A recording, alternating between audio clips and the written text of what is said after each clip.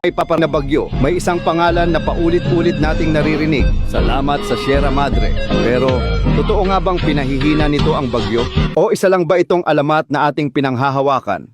Ang Sierra Madre, ang pinakamahabang hanay ng bundok sa Pilipinas. Umaabot ito mula sa Cagayan, Isabela, Aurora, hanggang Quezon. Mahigit 500 kilometro ang haba. At siya ang unang tumatanggap ng galit ng mga bagyong galing Pacific Ocean. Kaya tinawag ito ng mga siyentipiko na natural shield ng Luzon. Pero paano nga ba nito pinahihina ang bagyo? Kapag ang bagyo ay dumarating mula sa silangan, unang sumasalubong sa kanya ang matataas na bundok ng Sierra Madre. Doon, tumatama ang malakas na hangin at ulan, ang tinatawag na surface friction ng bundok, parang preno sa hangin. Habang pinipilit ng bagyo na umakyat sa mga bundok, bumabagal ito, nababasag ang forma ng ulap, at bumababa ng kaunti ang lakas ng hangin pagdating sa mababang lugar. Para itong malaking kalasag na sumasalo sa unang bugso ng kalikasan. Noong 2018, pumasok si Super Typhoon Ompong, isa sa pinakamalakas na bagyong tumama sa Luzon. Ang lakas nito, 205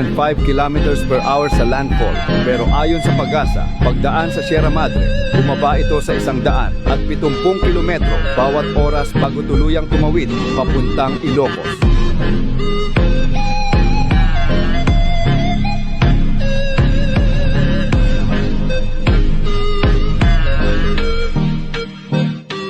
Tuwing may paparating na bagyo, may isang pangalan na paulit-ulit na